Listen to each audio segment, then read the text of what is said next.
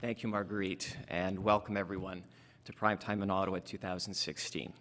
A special thank you to the Canada Media Fund, sponsor of today's breakfast and grand patron of the conference, along with ION Canada. Thanks also to our lead government partner and sponsor, Telefilm Canada. And thanks to our platinum sponsor, Bell Media. I'd also like to welcome those of you joining us today by live stream, courtesy of the Canada Media Fund. Before we launch our official program, we actually have a fairly momentous announcement to make. It's about a highly classified, top-secret project that we've been working on for months and that we believe is going to be a real game changer for the industry. And since we all work in entertainment, we have a video to announce it. I know you're all on tenterhooks. We asked ordinary Canadians to identify this logo. Canadian Military Paratroopers Association. Canadian Municipal Public Assistant. Canadian member association on the end, maybe? Canadian Marijuana Production Association. CMPA?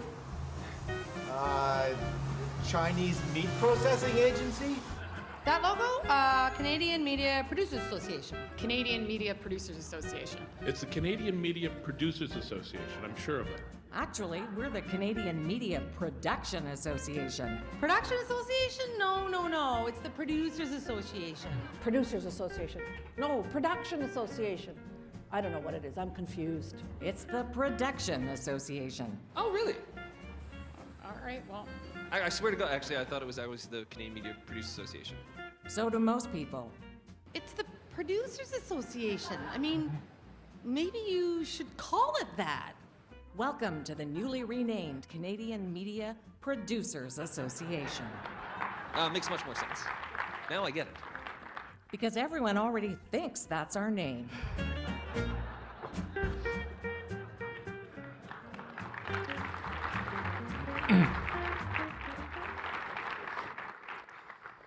When I took this president and CEO job, I solemnly vowed that if there was one thing I would accomplish, it was changing Production Association to Producers Association. It feels great to be able to knock it out of the park in the early going. I'll feel and sleep very soundly tonight. As all of you know, we have a truly exceptional primetime program this year, starting with John Penny of the Stars Network in just a few minutes.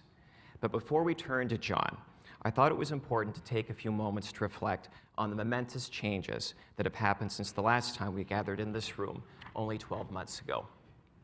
In doing so, I give you my personal guarantee that I won't talk about terms of trade, especially in light of recent events, the most notable of those happening last week. I'm referring, of course, to the so-called breakthrough moment that I had with my therapist when she finally got me to admit that there's more to life than terms of trade. She and I have since gone our separate ways. I found a new therapist. She's going to be great. Feeling very optimistic about the future. So we can't talk about the past 12 months without talking about Let's Talk TV, though actually we can. I'm probably not the only one in this room who's all talked out about Let's Talk TV at this point. While much ink has been spilled about what it all means, the rubber will only begin hitting the proverbial road with phase 1 of Pick and Pay next month. So rather than add to the pile-on, and we at the CMPA share many of the concerns that have been voiced by stakeholders in this room about the new television framework, I'd instead like to spend a moment talking about a subject that was talked about at Let's Talk TV, and then was officially not talked about, namely the regulation of over-the-top services. Let's get one thing out of the way first. Is a Netflix tax coming? Yes, it is. Why? Because like our Mounties, the Canada Revenue Agency always gets their man. It is a simple inevitability that the Department of Finance is going to ask companies that are earning hundreds of millions of dollars of revenue from Canadian taxpayers to also pay their fair share. This is going to happen no matter what we say or do in this room. It's also a real distraction from the real question that we, as an industry, in collaboration with our government institutions, need to grapple with. That question is, how do we need to retrofit our public policy toolkit to ensure that Canadians have meaningful access to the very best made-in-Canada content on these services and on other digital platforms? And how is this achieved in a fiercely competitive global marketplace, where Canada now serves as a launching pad for exporting our content to the rest of the world? One part of the answer may be to create a new dedicated revenue stream for Canadian production. Another may be to establish Canadian programming expenditure requirements. OTT services are, after all, broadcasters. But at the same time, as the CRTC has rightly and repeatedly pointed out, making great content is not enough. When the United States alone produced 400 scripted television series last year, the risk of made-in-Canada content getting lost in the sea of choices is very real. Regardless, sound government policy depends on having solid data upon which to make decisions. During the Let's Talk TV hearings, the CRTC requested that Netflix and Google provide specific information with respect to how many Canadian subscribers they have and the amount of their expenditures on Canadian production. In response, Netflix's representative provided one of the most impressive performances that many of us have ever seen at a CRTC hearing. It deserved both a Canada Screen Award and an International Emmy. And then Netflix, along with Google, politely declined to provide the data. As we know, the Commission decided not to pursue the matter further. And in fairness, then may not have been the right time to do so. But to paraphrase our Prime Minister, it's 2016. It's also the 5-year anniversary of the last time the Commission undertook a comprehensive review of the new media landscape and whether to continue to apply its new media exemption order to internet-based broadcasting services. Under the Commission's policies, the test for applying the exemption order is whether regulating new media broadcasters will contribute in a material manner to the implementation of the broadcasting policy as set out in the Broadcasting Act. I would encourage the CRTC to review whether a broadcasting service that now has approximately 4 million subscribers and over $400 million in annual Canadian revenues may now meet that test. And the first step in making that determination is for the Commission to reiterate its request for the ever-elusive data, and if necessary, compel its disclosure. So that takes care of one corporate sponsor of primetime. Let's turn to another. I should add that the CMPA has a strict no-refund policy on all conference sponsorships.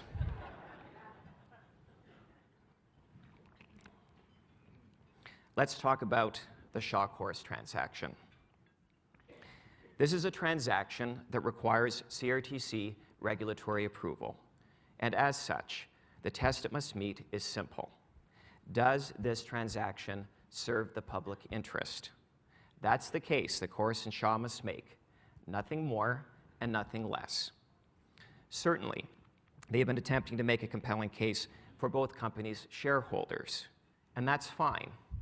These are publicly traded companies, albeit once majority controlled by a single family, as keeps on being pointed out to us. But as publicly traded corporations, it's their job to increase shareholder value, and we respect that.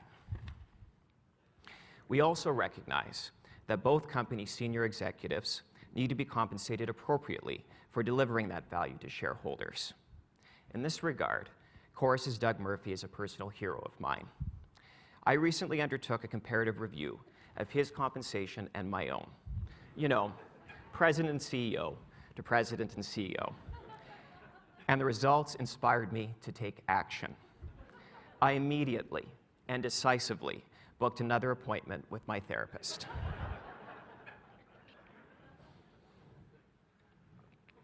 You do really have to admire Chorus's confidence, both about the merits of this transaction and the fact that it apparently believes that it will simply be given a regulatory rubber stamp. The CRTC itself noted in a tweet on the day the transaction was announced that this shows that Corus and Shaw believe strongly in the future of broadcasting in Canada. And it does take truly breathtaking confidence to seek regulatory approval of a transaction that will grant this merged company a 35% share of the English TV viewing market, overwhelming dominance in lifestyle programming to add to its already overwhelming dominance in kids programming, and not propose even token safeguards to preserve at least the illusion of some kind of balance in the Canadian marketplace. The issue of market concentration all by itself, let alone all the other issues that have already been raised by other stakeholders in our industry about this transaction, warrants a full public hearing. Let's not forget what happened the first time Bell sought regulatory approval of its acquisition of Astral, a transaction that gave Bell the exact same market share that Corus will enjoy if this transaction is approved by the Commission. It was thanks to a full public hearing process with thoughtful questioning by CRTC commissioners of Bell and Astral executives, as well as of interveners like the CMPA, that the Commission determined that the transaction was not in the public interest. Bell had to go back to the drawing board and propose a package that addressed the CRTC's and interveners' concerns before regulatory approval was ultimately secured. That's the value of a full public hearing, not only to get the best public policy outcome, but to give citizens the assurance that our regulatory processes are fair, open, and transparent. Through Let's Talk TV, the CRTC achieved unprecedented levels of public engagement, for which it rightly deserves considerable praise. We would propose that this same high bar be applied to the Commission's review of the Shaw-Corus deal. And while Corus exudes confidence, the fear generated across this country by this transaction is palpable. Fear about the job losses that it may spark, not only through the promised $50 million in promised synergies, but also through production companies across the country shutting their doors as Corus centralizes production, rights, and revenues at Corus Quay in Toronto, as it has promised its shareholders it will do. Fear that Corus's absorption of the Shaw roster of channels, yet another buyer of independently produced programming, will disappear. Fear that the world-leading diversity of programming that is the hallmark of the Canadian broadcasting system will also disappear. Fear about the consequences of speaking out. Fear about the consequences of not speaking out. At the CMPA, when our members' ability to contribute to the Canadian broadcasting system and to serve Canadian audiences is under existential threat, it's our job to speak out. It's my job to speak out. And make no mistake, we at the CMPA and our fellow stakeholders in the system don't have remotely the size or scale of Shaw and Corus. We don't have 45 specialty channels, 15 conventional television stations, and 39 radio stations. The CMPA's annual operating budget is probably less than the maintenance budget for the 3-story slide at Corus Quay. That's how great the disparity is. This is David versus Goliath in 4K. But I have to tell you, I kind of like our odds. And here's why.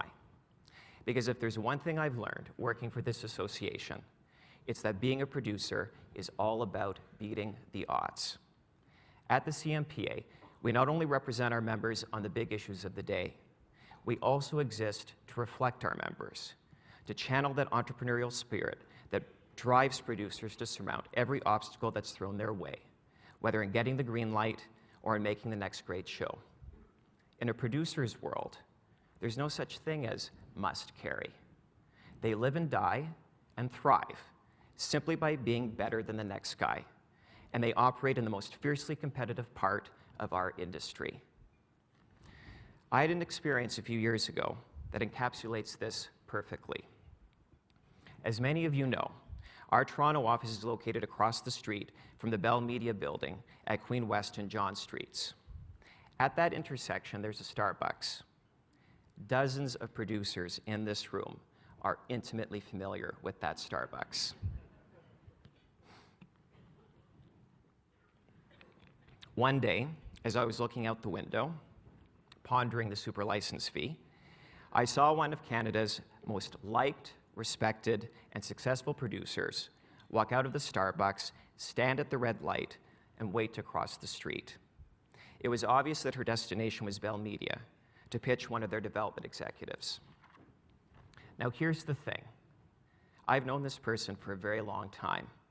She's one of the most confident and dynamic people I've ever met. And yet, as she waited for that green light, no pun intended, I saw panic. And in that moment, I could see all the questions running through her head, the questions that any business owner asks themselves before a pitch meeting with a big client. Was the idea original enough? Will the financing come together when it needs to? Will the show sell both in Canada and the rest of the world?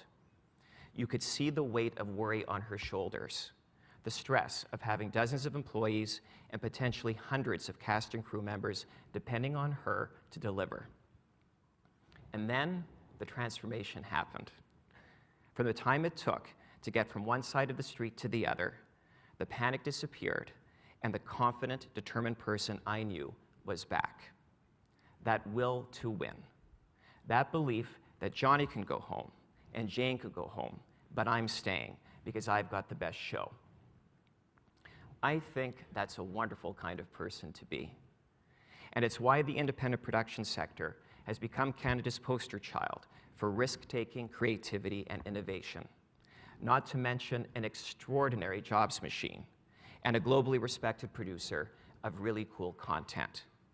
We're not only attracting eye-popping levels of private capital and foreign financing, but through our burgeoning exports, we're bringing Canada to the world. On that last point, how many of us have found ourselves in a hotel room in some far-flung corner of the world, jet-lagged, maybe feeling a little bit homesick, and you turn on the TV set, and suddenly there's Detective Murdoch, or the world's favorite clone, kicking some serious butt, or Ricky, Bubbles, and Julian having their butts get seriously kicked, or even Snake Wheels in the Zit Remedy, or Drake before he was Drake. And while you don't understand a word of what they're saying, because the show is dubbed over in Portuguese or Hindi or Swahili, for that moment, you're home. This is what all of us in this room are about. It's not just about creating brands, it's about leaving a legacy. It's about making our fellow citizens feel that they are part of something bigger than themselves. It's about making us feel that we're part of something bigger than ourselves. It's why you do what you do. It's why, no matter what the challenges or crises of the moment, we will keep on working as an industry to produce great content. Content that sizzles and content that sells. It's why, thanks to you, CRTC Chair Jean-Pierre Blais was right when he told us in Banff last year that it's all going to be okay. And now, on with the program.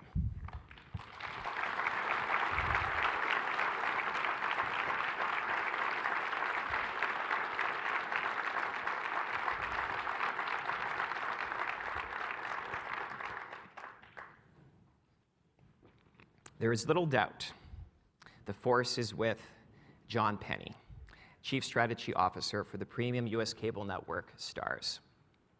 In his pivotal role, he is responsible for building and evaluating key business strategies and partnerships, and identifying and developing new business opportunities across the Starz family of companies. So snagging the U.S. pay TV rights to the box office mega hit Star Wars: The Force Awakens must be regarded as his latest intergalactic bullseye. John's background is defined by content, technology, finance, and international experience. Combining these, he recently spent significant time launching a startup SVOD service in the Middle East and North Africa called Starz Play Arabia, a company of which he is chairman. John has worked for over 15 years with Starz CEO, Chris Albrecht, in very senior capacities and spent more than 5 years at HBO.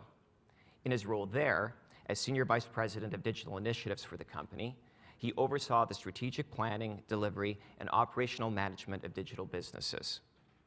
John was elected to the Executive Board of the Consumer Technology Association, the former CEA, in 2014, and remains chairman of the organization's Media and Entertainment Council and a member of its board of industry leaders. In 2014, he also began serving as a founding member of the Television Academy of Arts and Sciences Vision Council. John is also an executive committee member of the Academy of Television Arts and Sciences Interactive Media Peer Group. In short, wherever he has been and throughout his career, John has been at the forefront of the digital transformation of the entertainment industry. And we are so delighted he could find time to be here today to talk to us about his vision of the future of content, distribution, and the changing global competitive landscape. Please welcome John Penny.